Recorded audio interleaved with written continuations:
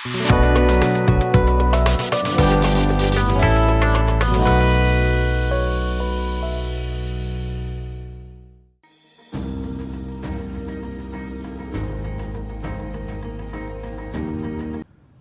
දවසක් දයාබර දර්දරියනි.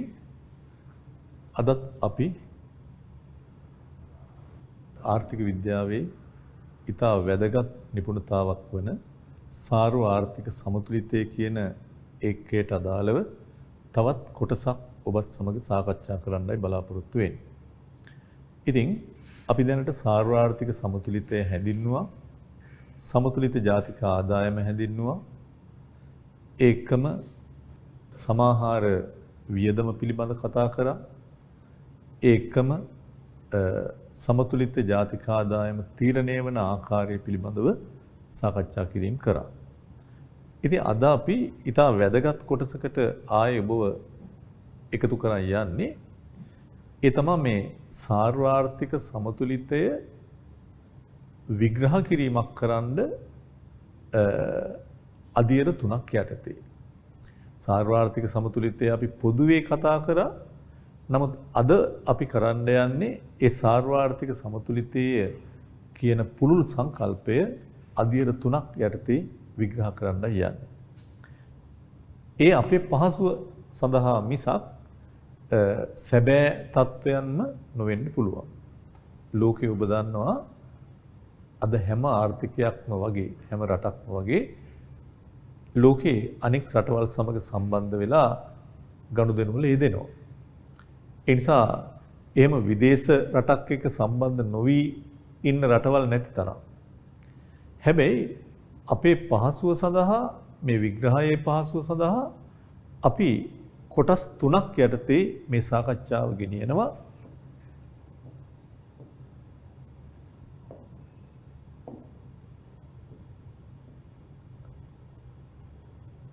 එකක් තමයි කුටුම්බ සහ ව්‍යාපාර ආයතන විතරක්. කුටුම්බ සහ ව්‍යාපාර ආයතන විතරක් ඉන්න සරල ආර්ථිකයක් උපකල්පනය කරලා. දෙවෙනි එක කුටුම්බ ව්‍යාපාර සහ රජය සම්බන්ධ වෙන සංවෘත එහෙම නැත්නම් ඒකට කියනවා ආවෘත කියලා ආර්ථිකයක් උපකල්පනය කරලා. තුන්වෙනි එක මේක තමයි ඇත්තටම ගොඩක් සැබෑ తত্ত্বය. කුටුම්බ ව්‍යාපාර රජය සහ විදේශාංශය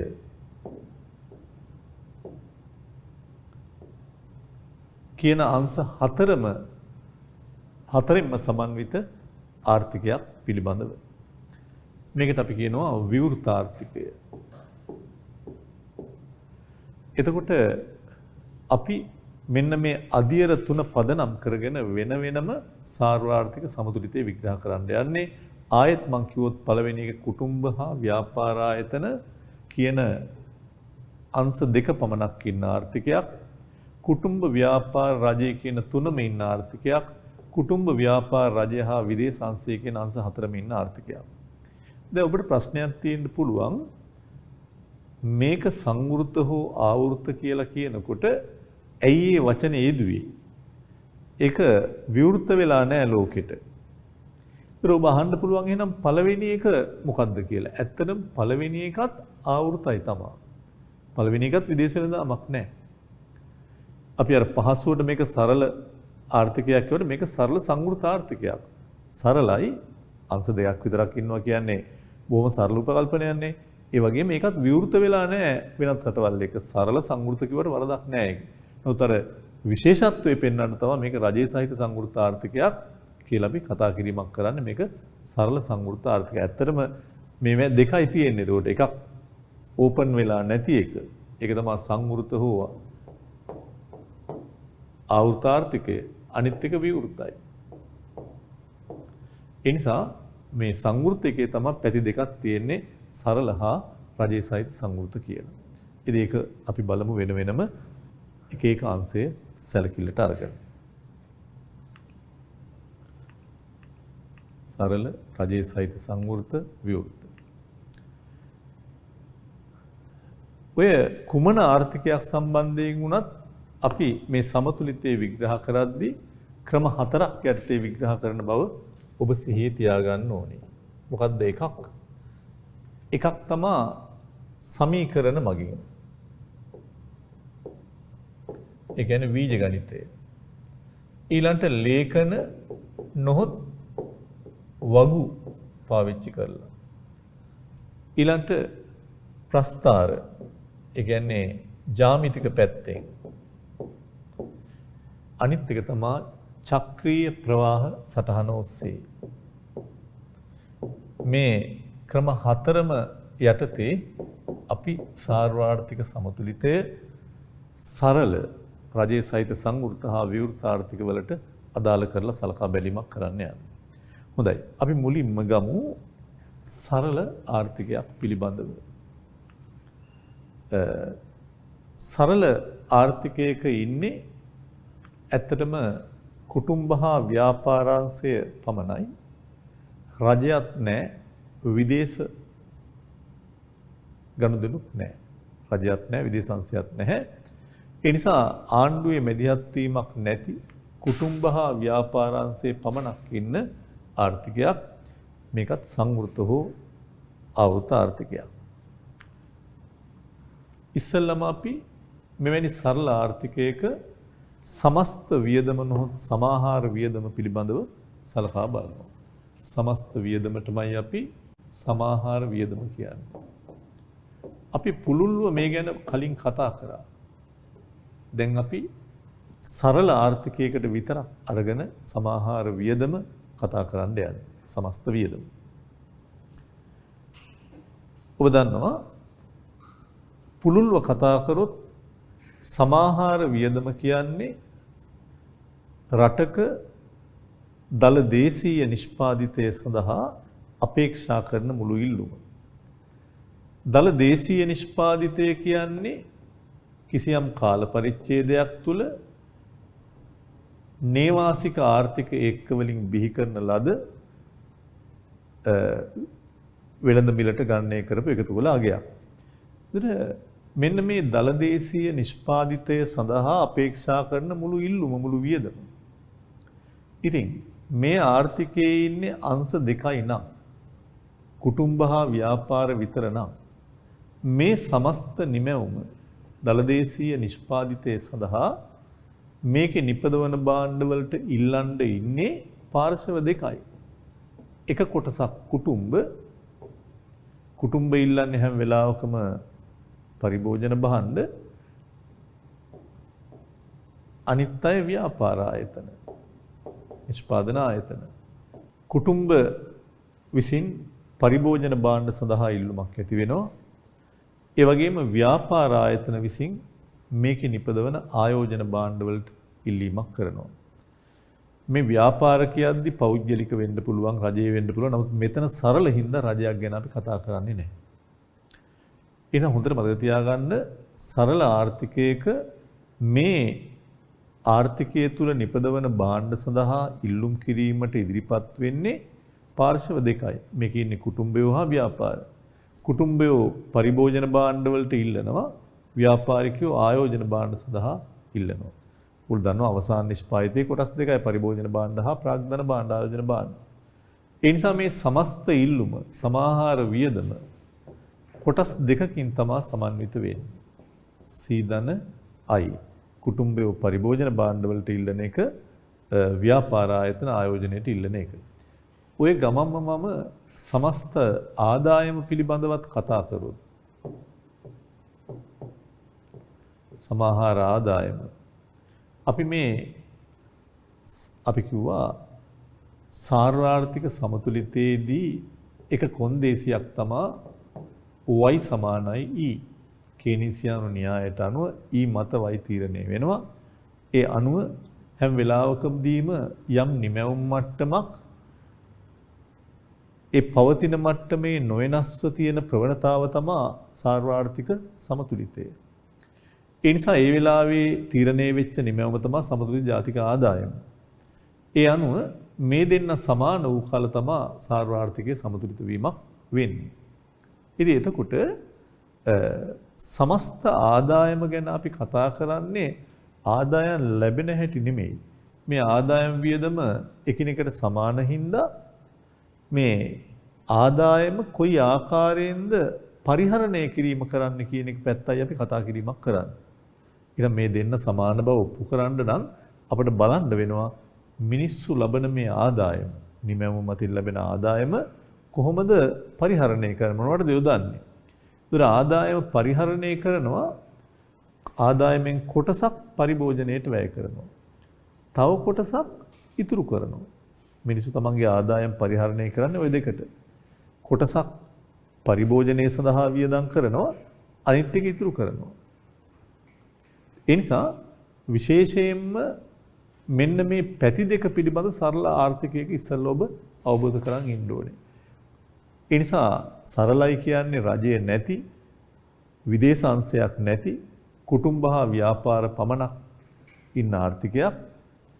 ඒ අය සමස්ත නිමැවුම සඳහා ඉල්ලුම් කරද්දී මේකේ සිදුවෙන ප්‍රධාන නිමැවුම් දෙකට ඉල්ලනවා. කුටුම්බයෝ පරිභෝජන භාණ්ඩ වලට ඉල්ලනවා, ව්‍යාපාරිකයෝ ආයෝජන භාණ්ඩ වලට ඉල්ලනවා. රජයක් නැහැ, විදේශ අංශයක් නැහැ. ඊළඟට ඒ කුටුම්බයෝ ලබන ආදායම පරිහරණය වෙන්නේ, සමස්ත ආදායම් පරිහරණය වෙන්නේ කොටසක් පරිභෝජනයට වැය කරනවා, තව කොටසක් ඉතුරු කිරීමක් කරනවා. ඒ නිසා අපි මේ සිද්ධි දෙක කතා කරලා මේ සමතුලිතය පිළිබඳ ඊළඟට කතා කරන්න උත්සාහ දරමු. සරල ආර්ථිකයක සමාහාර වියදම E පරිභෝජනය හා ආයෝජනය යන සංරචක දෙක මගින් පමණක් සමන්විත වන නිසා සමාහාර ඉල්ලුම් සිතය පහත පරිදි වේ. E සමානයි C ධන I.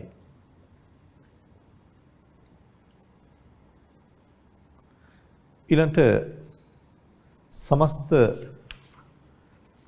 ආදායම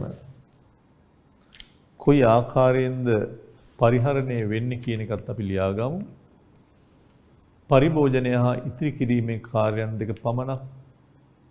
දෙක සඳහා පමණක් උපයෝජනය වෙන හින්දා y සමානයි c ධන s විදිහට අපි ලියාගමු.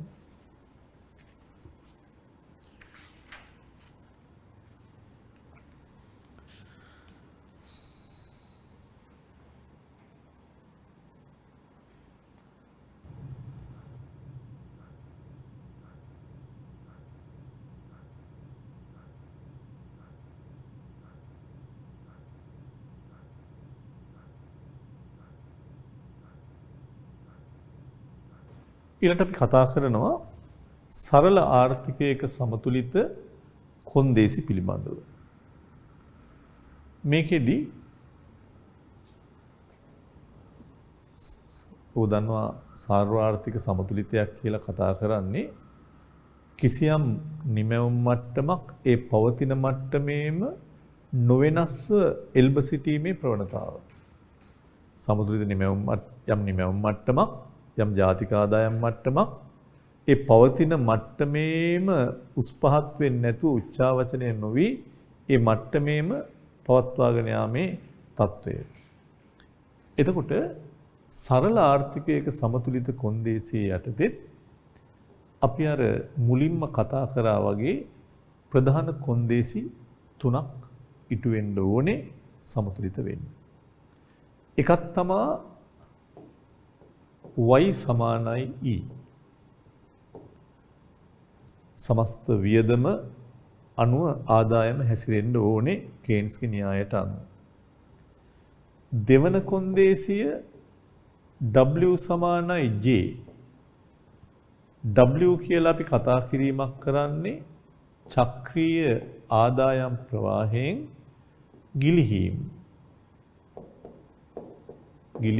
කාන්දු වීම ඔක්කොම withdrawal. J නොහොත් injection කියලා කියන්නේ මේ ප්‍රවාහය ඇතුළට එන විදීම් පිටින් ඇතුල් වෙන මේ සමාහාර වියදම තවදුරටත් ප්‍රසාරණය වෙන ඕනෑම ප්‍රවාහයක්. ගිලිහීම් කියන්නේ මේ චක්‍රීය ප්‍රවාහයෙන් ඉවතට යන නැවත ඍජුවම මේකට එකතු නොවන ප්‍රවාහයන්. හැබැයි මේ දෙකම මූල්‍ය ප්‍රවාහයන් කියන එක මතක තියාගන්න කියලා මම කිව්වා. ඊළඟට තුන්වෙනි කොන්දේසිය අනපේක්ෂිත තොග වෙනස් වීම ශූන්‍යයි. තොග වෙනස් වීම ශූන්‍යයි. ඔන්න ඔය කොන්දේසි තුන ඕනෑම ආර්ථිකයකට පොදුයි. අපි මේ එක එක කොන්දේසියක් කොහොමද වෙන්නේ කියන එක සලකා බැලීමක් කරමු.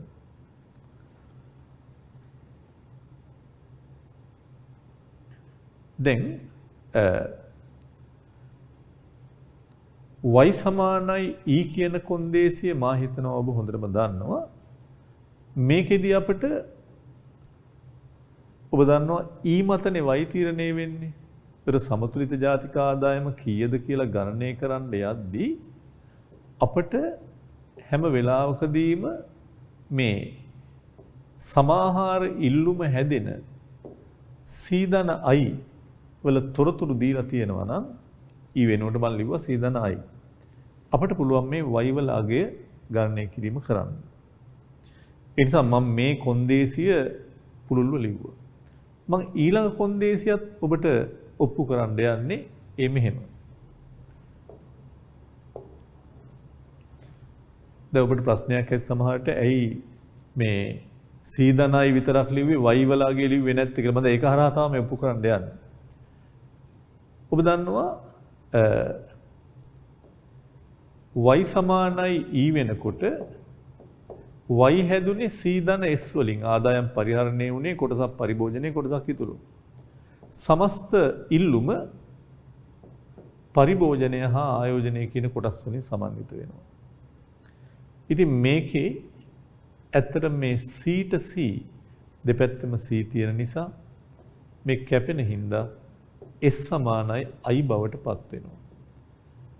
s කියලා කියන්නේ මේ චක්‍රීය ආදායම් ප්‍රවාහයෙන් සිදුවෙන ගිලිහීමක් withdrawal එකක් එළියට යනවා. ආදායමෙන් කොටස ඉතුරු කරනවා. i කියන්නේ මේ ඉතුරු කරපු සල්ලි වෙළඳපොළට ගිහිල්ලා බැංකු වලට ගිහිල්ලා නැවත ඒවෙන් ණය අරගෙන මෙන්න මේ ව්‍යාපාරිකව මේකේ තියෙන ආයෝජන භාණ්ඩ ගන්න කරන ඉල්ලුම. ඉතුරු කරපු සල්ලි මුදල් වෙළඳපොළට බැංකු වලට ඇවිල්ලා බැංකු වලින් නැවත ණය අරගෙන මේකේ තියෙන භාණ්ඩ සේවා වලට ඉල්ලුම් කිරීමක් කරනවා. ඒ ඉල්ලන්නේ ආයෝජන භාණ්ඩ. එතකොට පරිභෝජන භාණ්ඩ ඉල්ලනේම මේක හරහා එනවා ඍජුවම. මේ පිටින් එන විදීමක්.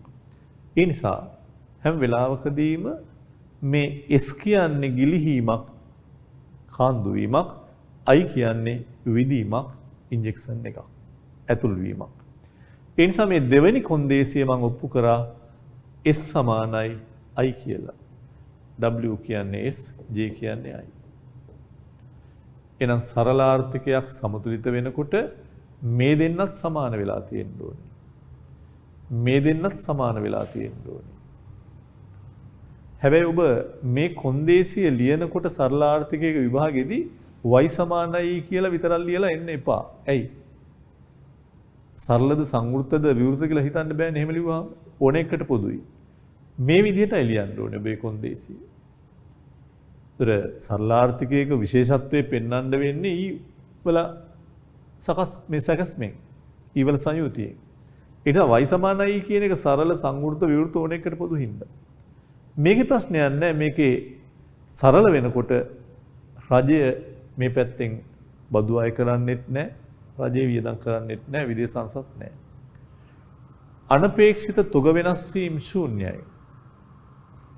ඇයි එහෙම කියන්නේ? ඒකත් මම ආයෙත් මතක් කරොත් කොහොමද ඔබ අනපේක්ෂිත තොග වෙනස් වීම හෙව්වේ? හෙව්වේ හැම වෙලාවකදීම අපි දැනට තියෙන සත්‍ය නිමැවුම දැනට තියෙන සත්‍ය නිමැවුමෙන් අඩු කරා සමාහාර ඉල්ලුම ඔබට මතක ඇති මම මේක මීට පෙරත් ඔබත් එක්ක සාකච්ඡා කිරීම කරා මේ අනපේක්ෂිත තොග වෙනස් වීම කියන ගැටලුව. ඒ නිසා දැනට තියෙන සැබෑ නිමැවුම එහෙම නැත්නම් සත්‍ය නිමැවුම ඍණ සමාහාර ඉල්ලුම. දැනට ඔබ ළඟ තියෙන සත්‍ය නිමැවුම සැබෑ නිමැවුම y වලට වඩා e වැඩි වුණොත් y 1000යි e 1500ක් වුණොත් ඔබට පේනවා අනපේක්ෂිත තොග වෙනස් වීම ඍණ 500ක්. මේ 1000න් 1500ක් අඩු කරාම ඍණ 500යි. මෙයාට වඩා මෙයා වැඩි වෙද්දි ඍණ 500යි. එතකොට අපි කිව්වා මොකද්ද කරන්න ඕනේ?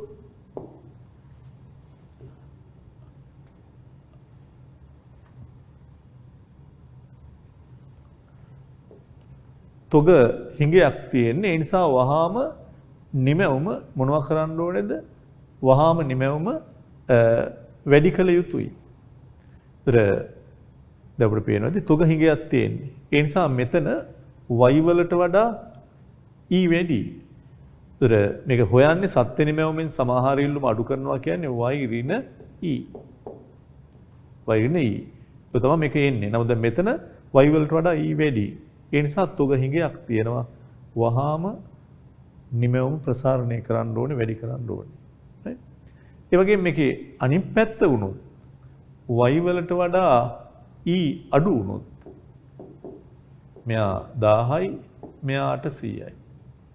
ඒ වුණොත් ධන 200ක් එන්නේ. දැන් නිමැවුමේ විදිහටද වියදම හසුරුවන්නේ, වියදමේ විදිහටද නිමැවුම හසුරුවන්නේ. හැම වෙලාවකදීම E වලට අනුකූලව y හසුරුවන්න ඕනේ කේන්ස්ගේ න්‍යායට අනුව. ඒ නිසා මෙතන තොග වැඩි වහාම තොග අඩු කරන්න වෙනවා, සංකෝචනයක් කරන්න වෙනවා. මෙතන තොග හිඟයක් තියෙන නිසා මෙතන වහාම ප්‍රසාරණයක් කරන්න ඕනේ, වැඩි කරන්න වෙනවා. මෙතන අඩු හින්දා වහාම අඩු කර අතිරික්තයක් තියෙන හින්දා වහාම අඩු කරන්න වෙනවා. හැබැයි මේ තුන්වෙනි කොන්දේසියේ තියෙන තොග වෙනස් වීම ශූන්‍ය වෙන්න ඕනේ. ඒ කියන්නේ y වලින් e අඩු කරාම ලැබෙන උත්තරේ බිඳුව වෙන්න ඕනේ. y 1000 නම් e 1000 නම් මේක බිඳුවයි. ඒ නිසා ආයසරයක් ප්‍රසාරණයක් හෝ සංකෝචනයක් කරන්න ඕනේ නැහැ. දීන්ද හැම වෙලාවකම මතක තියාගන්න කොන්දේසි තුන හොඳට මතක තියාගන්න. පළවෙනි කොන්දේසිය තමයි y e වලට සමාන වෙන්න ඕනේ. මේ විදිහට මේ කොන්දේසිය ලියන්න ඕනේ මේ විදිහට. හේතුව සරල ආර්ථිකයක් බව පේන්නේ මේකෙන්. w සමානයි j කියලා ලියන එකට මේ කොන්දේසිය ලියන්න ඕනේ s සමානයි i කියලා ඔබ. ඒක කොහොමද එන්නේ කියන එක පිළිබඳව මම ඔප්පු කරා. y කියන්නේ c ධන s, e කියන්නේ c ධන i, c ට c කැපෙනවා. ඒ අනුව s සමානයි i. ගිලිහීම් එකතු වීම වලට සමානයි. තොග වෙනස් වීම ශූන්‍යයි. ඒතර y වලට වඩා e වැඩි වුණොත් තොග වෙනස් වීම හොයන්නේ සත්‍ය නිමැවුමෙන් සමාහාර ඉල්ලුම අඩු කරලා. ඒ නිසා හැම වෙලාවකදීම නිමැවුමට වඩා ඉල්ලුම වැඩි වුණොත් අපිට නිමැවුම ප්‍රසාරණය කරන්න තොග හිඟයක් තියෙන නිසා. නිමැවුමට වඩා ඉල්ලුම අඩු වුණොත් නිමැවුම වහාම අඩු කරන්න වෙනවා. තොග අතිරික්තයක් තියෙන නිසා සංකෝචනය කරන්න වෙනවා, ප්‍රසාරණය කරන්න වෙනවා. හැබැයි මේ y වලින් e අඩු කරාම බිඳුව එන්න නම් y e සමාන වෙන්න ඕනේ. එහෙම වුණොත් අනපේක්ෂිත තොග වෙනස් වීම ශූන්‍ය වෙනවා. තොග වැඩි කරන්නත් ඕනේ, අඩු කරන්නත් ඕනේ නැහැ. ඔන්න ඔය කොන්දේසි තුන ඊටාම් වැදගත් විභාගයේදී.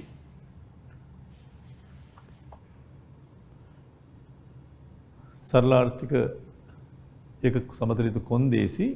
දැන් ඇත්තට මේ අපි එක කොන්දේසියක් ඔප්පු කිරීමක් කරන්න මෙතන. කොන්දේසි මොනවද කියන එක මම දැන් කිව්වා තුනක් තියෙනවා කියලා.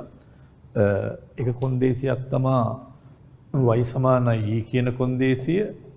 අනිත් එක w සමානයි j කියන කොන්දේසිය. අනිත් එක අනපේක්ෂිත තොග වෙනස් වීම ශූන්‍යයි කියන එක.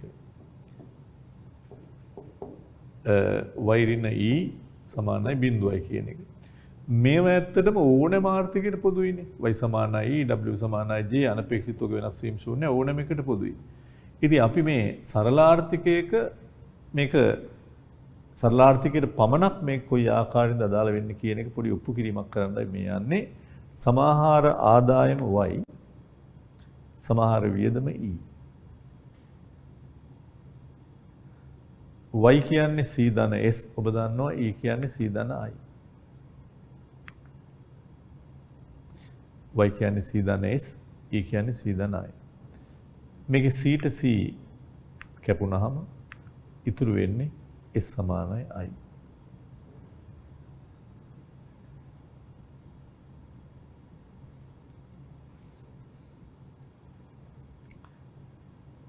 ඊළඟට යටින් සටහනක් තියෙනවා ඔබට පේනවා ඇති.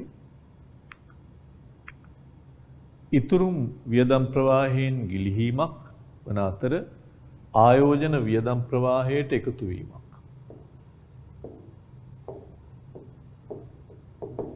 ඉතුරුම් මේ වියදම් ප්‍රවාහයෙන් ගිලිහීමක්, ආයෝජන කියන්නේ එකතු වීමක්. ඒක මම පැහැදිලි කරා. ඒ නිසා S සමානයි I යන්නෙන් අදහස් කරන්නේ W සමානයි J කියන එක. මේ ආර්ථිකයේ S විතරයි ගිලිහෙන්නේ withdrawal. I විතරයි එකතු වෙන්නේ injection. ඒ නිසා W සමානයි J කියන එක තමයි කිව්වේ. ඉතින් මේකම අපිට තව පැත්තකින් පෙන්වන්න පුළුවන් අපිට ගණිතමය පැත්තෙන් එහෙම අවශ්‍ය වෙන හින්දා මේකේ අපිට ඕන නම් මේ S පැත්තට I ගන්න පුළුවන්. මේ I මේ පැත්තට ගත්තොත් I ඍණ වෙනවා.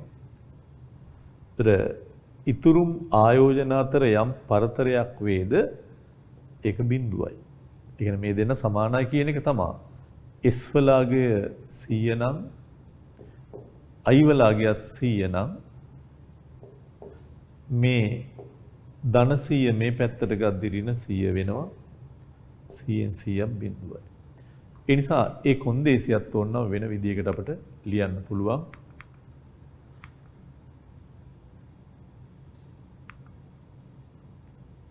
S ඍණ I සමානයි බිඳුවයි. ඉතින් සරලාර්ථකයක විතරයි ඇත්තටම මතක තියාගන්න ඕනේ ඔබ S සමානයි I කියන කොන්දේසිය තුලින් ආර්ථිකය සමතුලිත වෙන්නේ. ඊළඟට කොන්දේසි පහත පරිදි සාරාංශ කරන්න පුළුවන් සරල ආර්ථිකයක. y සමානයි e. y සමානයි e කියලා නිකන් ඉන්න නම් එපා විභාගයේදී සරල කියපු ගමන්ම ඔබ ලියන්න ඕනේ e හැදෙන්නේ මේ දෙන්නෙන් විතරයි කියන එක. c ධන i වලින්.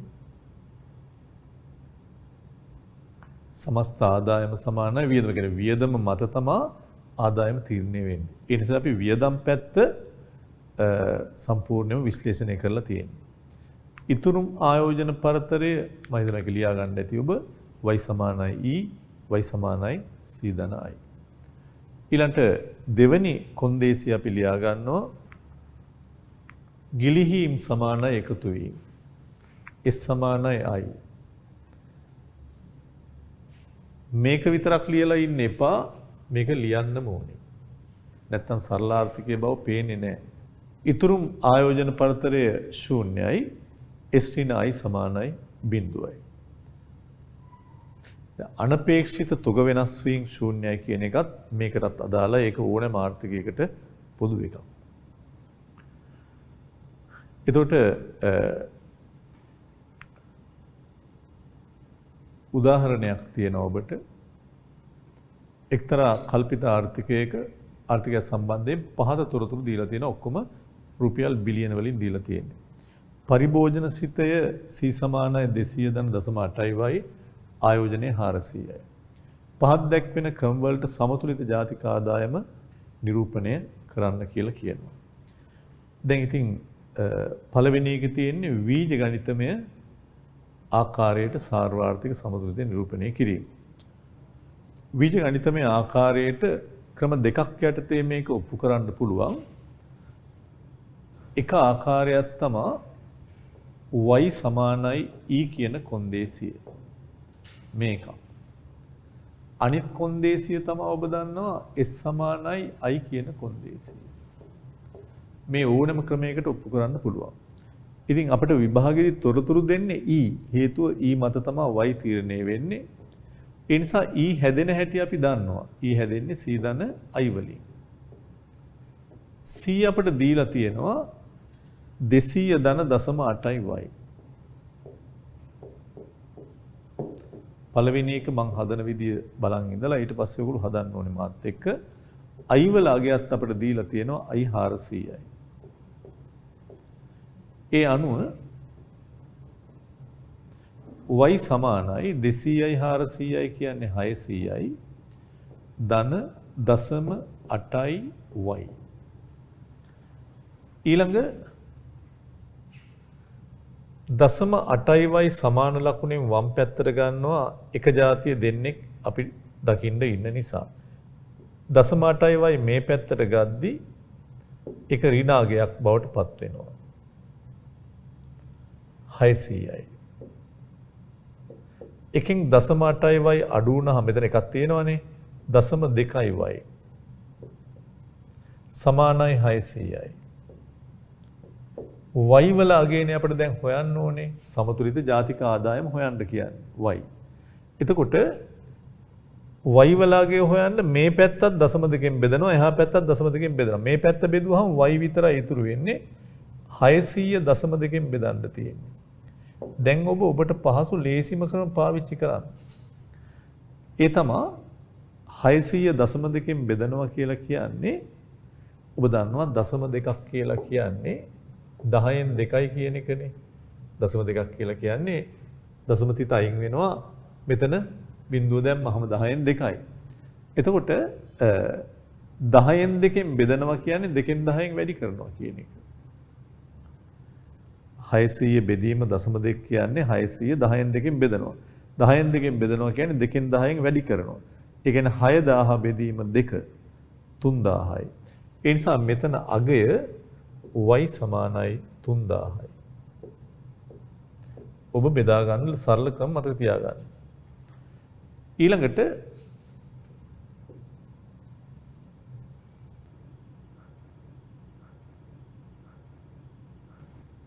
අපි ඔය උත්තරේම අපිට ගන්න පුළුවන් S සමානයි I කොන්දේසිය යටතේ. සරල ආර්ථිකයක සමතුලිත වෙනවා ඊතුරු මායෝජන සමාන වුණාම. S වලාගය අපි දන්නේ නැහැ. හැබැයි එක දෙයක් මං කියලා දීලා තියෙනවා. C කියන කාසියේ අනිත් පැත්ත තමයි S. වැය කළ හැකි ආදායමෙන් පරිභෝජන නොවන කොටස ඉතුරු. C වලාගය අපි ළඟ තියෙනවා දැන්. 200.8y. මම ඔබට ඉගෙනුවා S කොහොමද හැදෙන්නේ? මේ නියතයේ ලකුණ මාරු වෙනවා. ඍණ 200යි. මෙයා එකෙන් අඩු වෙනවා. එකෙන් 0.8ක් අඩු වුණාම 0.2y. මෙන්න ඊතුරුම් සිතේ. එහෙමත් හොයන්න පුළුවන්. එහෙමත් ඔබ දන්න සමීකරණයෙන් හොයන්නත් පුළුවන්. ඊතුරුම් කියන්නේ ආදායමෙන් පරිභෝජනය නොවන කොටස. දැන් මේකේ ආදායමයි වැය කළ හැකි ආදායම දෙකම එකයි හින්දා මම y ගත්තේ ආදායමෙන් පරිභෝජන නොවන කොටස. ඉතින් y ඍණ c කියලා කියන්නේ 200.8y. 200.8y. ඒ අනුව y ඍණ 200 ඍණ 0.8y. ඒ අනුව මෙතන එක තියෙන එකෙන් 0.8ක් ගියාම 0.2y. ඍණ 200. ඒ නිසා ඍණ 200 ධන මේකනේ එක ධනනේ. එකෙන් 0.8ක් ගියාම 0.2y. මේක තමයි S. ඒ නිසා මේ ඕනෑම ක්‍රමයකින් ඔබට S හොයාගන්න හැකියාවක් තියෙනවා. මෙච්චර දඟලන්න නැතුව මම කිව්වා S හොයාගන්න ලේසිම ක්‍රමය තමයි පරිභෝජන සිතේ නියතේ ඍණ වෙනවා ලකුණ මාරු වෙනවා එකෙන් මේක අඩු වෙනවා. ඒ නිසා S වල අගය අපි දන්නවා ඍණ 200 ධන 0.2y.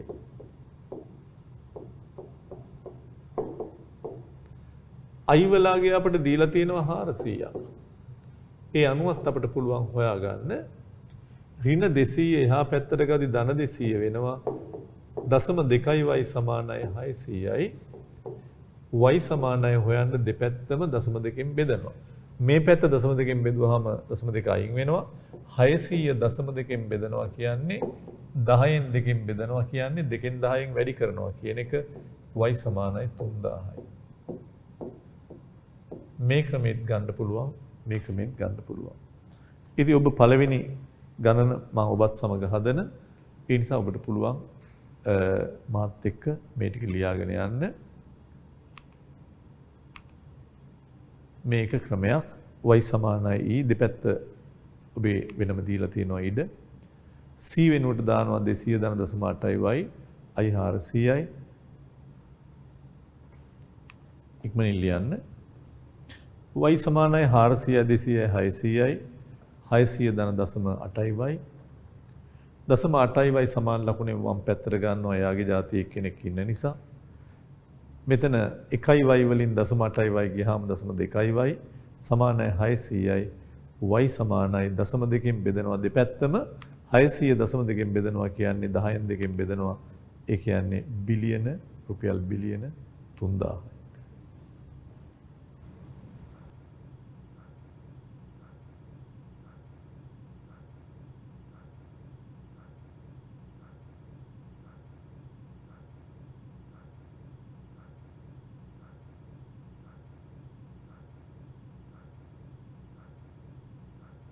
ඊළඟට අපි අනික් තොරතුරට යනවා.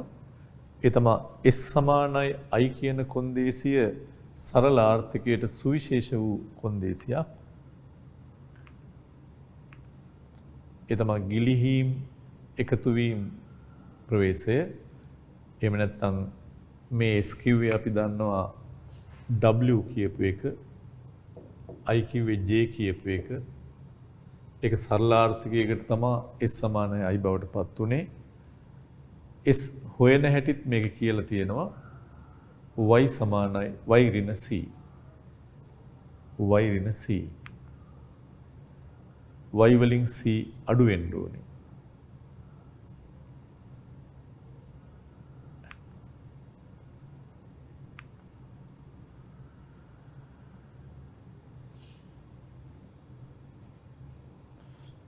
මෙතන එන්නේ ඇත්තටම ඍණ 200 ධන දශම 2යි y. ඉතින් ඇත්තටම c තියෙනවා අපිට 200 ධන දශම 8යි y. s කෙලින්ම ගත්තත් කමක් නැහැ. දැන් මේ ඇත්තටම s හොයන හැටි මේ තියෙන්නේ. තනිකරම s හොයන හැටි මේ තියෙන්නේ. s කියන්නේ 200 ලකුණ මාරු වෙනවා. 1කින් දශම 8 අඩු වෙනවා. ඍණ 200 ධන දශම 2යි y. මේ ඇවිල්ලා තියෙන්නේ ඒක තමයි. ඍණ 200 1කින් දශම 8ක් ගියාම දශම 2යි y. ඒ නිසා ඍණ 200 මේ පැත්තට ගත්ත ධන 200 වෙනවා. y සමානයි 600 බෙදීම දශම 2 කියන්නේ රුපියල් බිලියන 3000. ඔබ S වලගේ කෙලින්ම මේ පැත්තට අරන් ඔබට හදන්නත් පුළුවන්. C තියෙනවා නම් S ගන්න එක ලේසියි.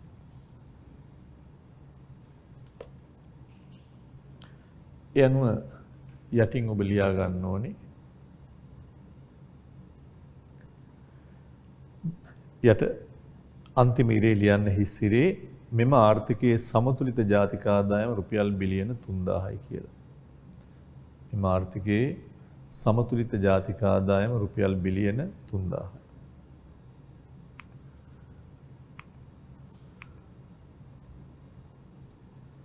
මෙම ආර්ථිකයේ සමතුලිත ජාතික ආදායම රුපියල් බිලියන 3000යි.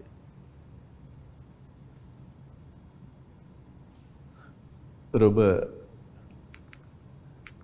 මම මේ වෙන වෙනම හැදුවට ඔබේ නිබන්ධනයේ දෙපැත්තේ හදා ගන්න පුළුවන්. වම් පැත්තේ y සමානයි ක්‍රමය, දකුණු පැත්තේ w සමානයි j, මෙතන s සමානයි i ක්‍රමය. ඊළඟ අපි මේ තොරතුර වගුවකට ගන්නවා. ලේඛනයකට ගන්නවා. ලේඛනයේ හැම වෙලාවකම අපිට එක තොරතුරක් දීලා තියෙනවා. ලේඛන ක්‍රමයෙන් ඔබට යම් අවබෝධයක් ලබා ගන්න ඕනේ හින්දායි මෙහෙම ගන්න. සාමාන්‍යයෙන් මේ වගේ වගු දීලා ඒවා පුරවන්න ආන ප්‍රමාණය අඩුයි. නමුත් සමහර ඒවා ඔබ දැනන් ඉන්න ඕනේ. ඔබ දැක්කා දීලා තියෙන තොරතුරු වල C දීලා තියෙනවා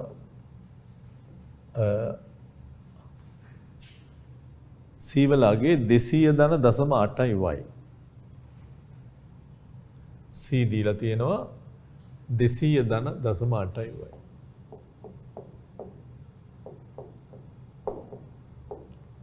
ඒ වගේම අපිට I දීලා තියෙනවා රුපියල් 400ක්. ඔය තමයි තොරතුරු. ඉතින් මේ වගේ දැන් ඔබ අහන්න බලව y කොහොමද දෙන්නේ? ඒක අපිට තොරතුරු දෙන්න ඕනේ නැත්නම් අපිට හිතන්න බෑනේ. දැන් ඔබ සමහර විට සිතයක් ඇසුරෙන් ඉල්ලුම් වගු හදන්නේ. ඉල්ලුම් සැපෙම් සිත අසුරෙන් ඉල්ලුම් සැපෙම් ලේඛන හදන්නේ. ඒ වගේ කැමැති මිල ගණන් දාලා අපි ඉල්ලුම් සැපෙම් ප්‍රමාණ බලනවානේ. ඒ වගේ මේකෙත් ආදායමක් බලලා ඒ ආදායම යටතේ C කොහොමද I කොහොමද කියලා බලනවා. ඔබ දන්නවා I ස්වායත්ත වියදමක්. I ස්වාධීනයි. ඇයි මම එහෙම කියන්නේ? ආදායම කොච්චර වෙනස් වුණත් I වෙනස් වෙන්නේ නැහැ. කලින් තීරණය කරගත්ත එකක්. ආදායම අනුව වෙනස් වෙන එක නෙමෙයි. ඒ නිසා ලේසිම දේ තමයි I කුමන ආදායම් මට්ටමක ඔබට මතකද I වක්‍රය අපි යන්දා. I වක්‍රය මෙහෙම අපි යන්නේ. මේ පැත්තට y දැම්මොත් මේ පැත්තට I දැම්මොත් I වෙනස් වෙන්නේ නැහැ ආදායම අනුව. ඔබට මතක ඇති. ඒ අනුව මෙයා වෙනස් වෙන්නේ නැති හින්දා හැම තැනම මම හිතනවා ඔබ 400 මාත් එක්ක ලියාගෙන යයි.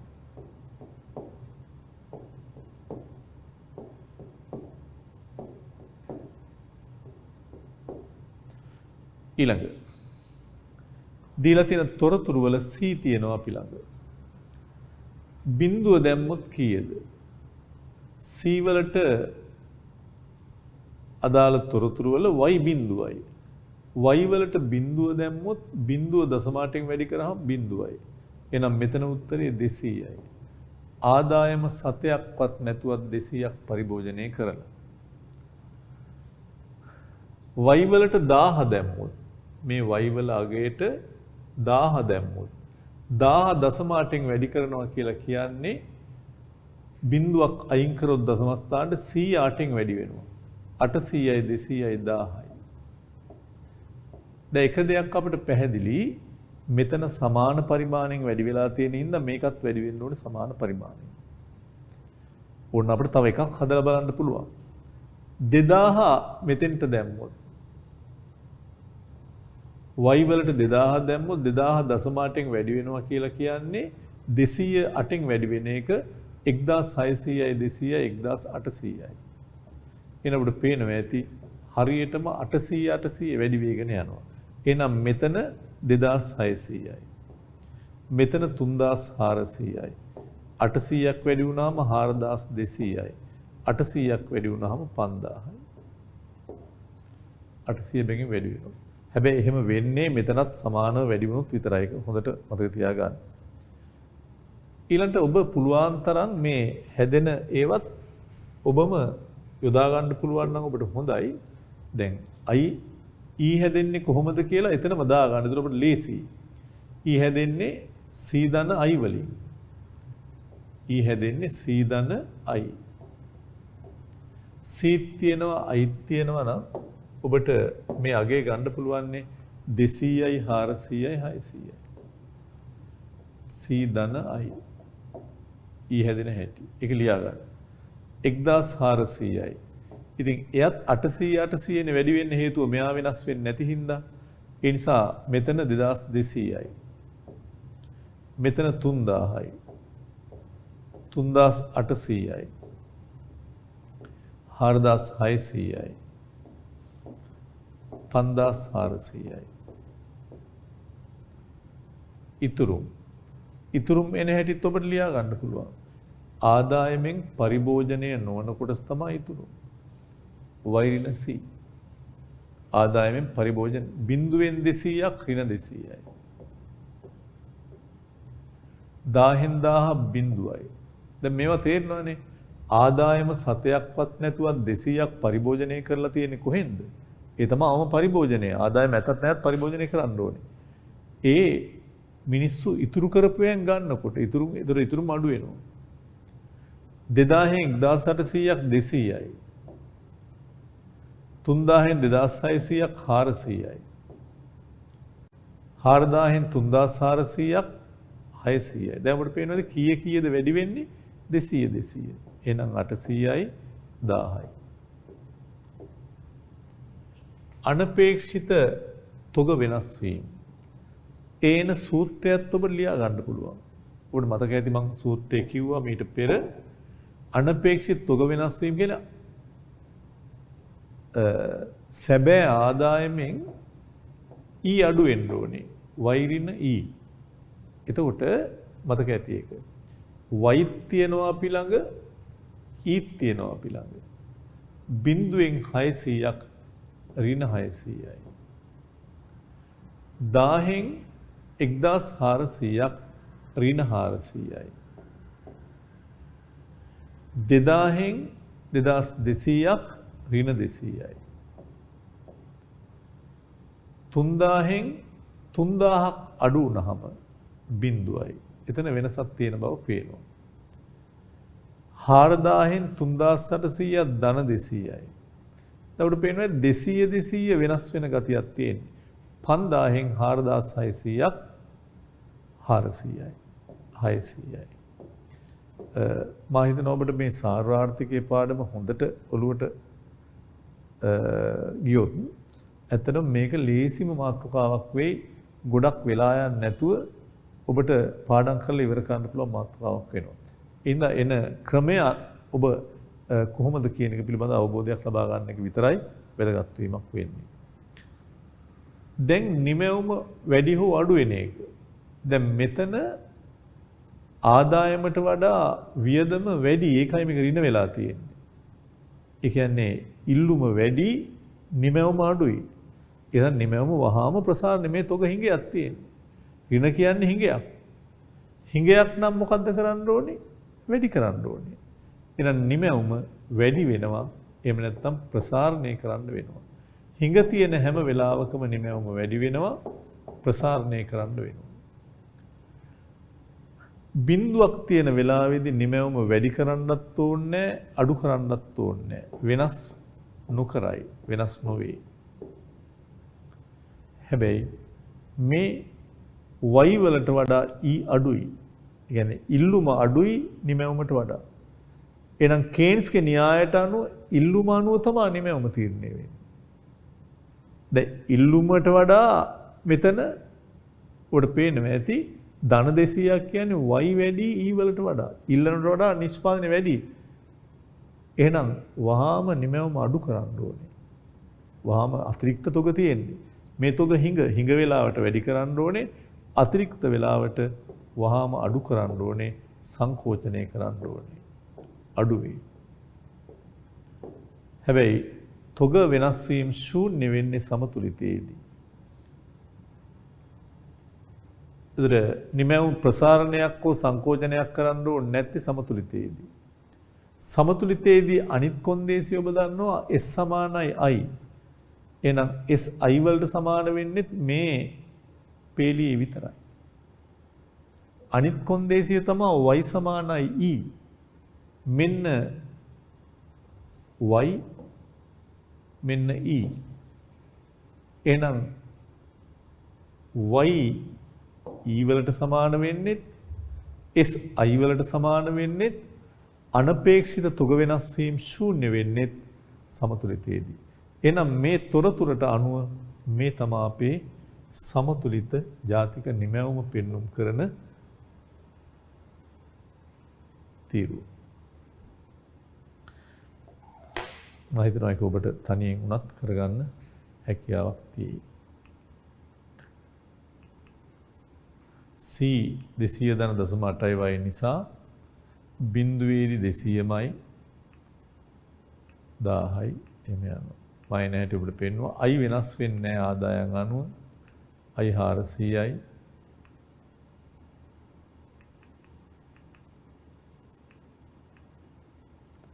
समस्त वियदम C I එකතු වුණාම එන උත්තරේ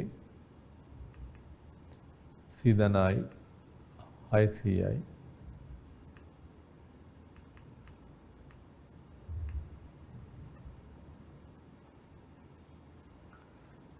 ඉතුරුම් එන්නේ මං කිව්වා y ඍණ C බිඳුවෙන් 200ක් ඍණ 200යි. ඉතුරුම y ඍණ c. 1000න් 1000 බිඳුවයි 200 වැඩි වෙනවා. අනපේක්ෂිත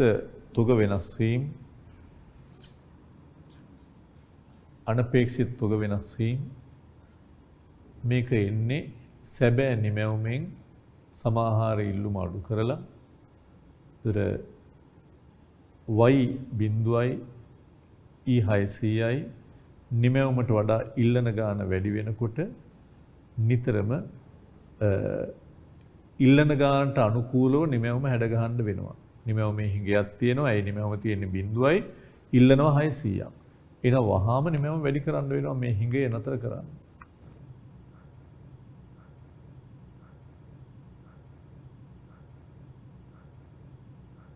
10න් 1400ක් ඍණ 400යි බිඳුවයි.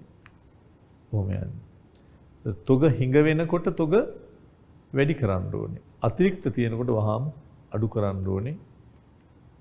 බිඳුවේදී වෙනස් වෙන්නේ නැහැ. මේ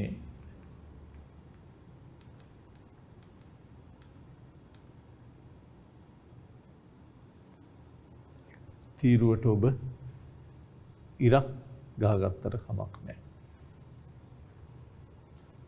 ඒ තීරුවේ අර කියපු කොන්දේසි ඔක්කොම තෘප්ත වෙලා තියෙනවා.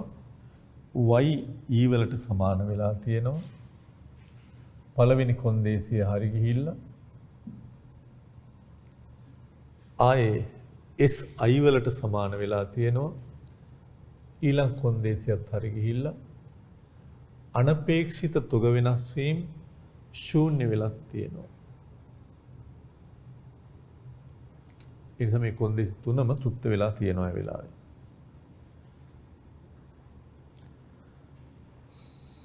ඒක අපි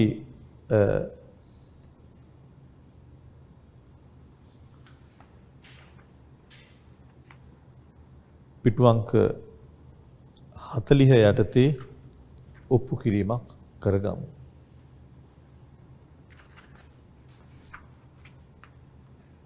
එදින වෙනස් නොවේ අඩුවේ.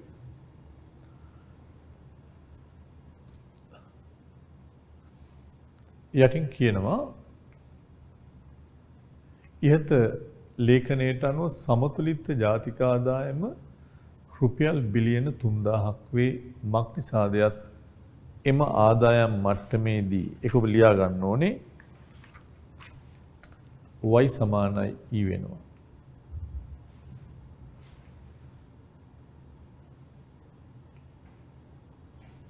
අර තීරුවේදී ඔබ දකින්න ඇති y වල අගේ හොයලා තියෙන්නේ c 2600යි 400යි 3000යි.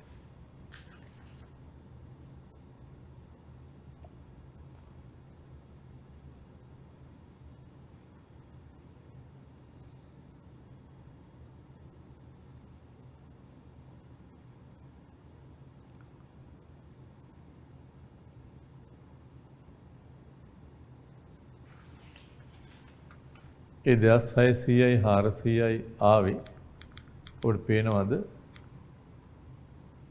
මෙතනින් මෙන්න 2600 මෙන්න 400 ඒතර y හැදුනේ මේ දෙන්න එකතුවෙන් 2600 400යි e 3000යි මේ දෙන්න එකතුව 3000 y සමානයි e හැදුනේ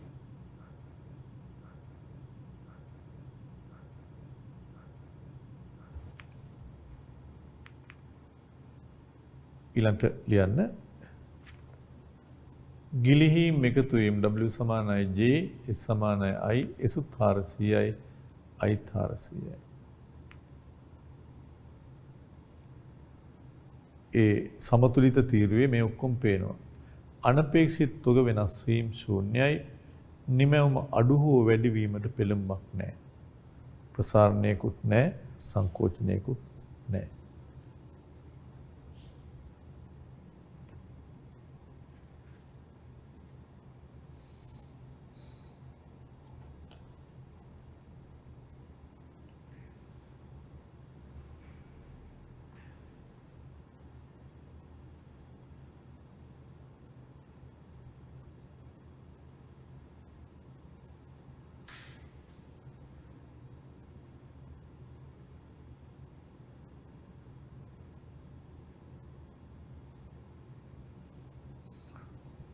හොඳයි. එhmenan අපි ඊළඟ ඒකයෙන් නැවත මුණ ගැහෙන තුරු අදට අපි මෙතනින් පාඩම හමාර කරමු. ඔබ සැමට සුබ දවසක්.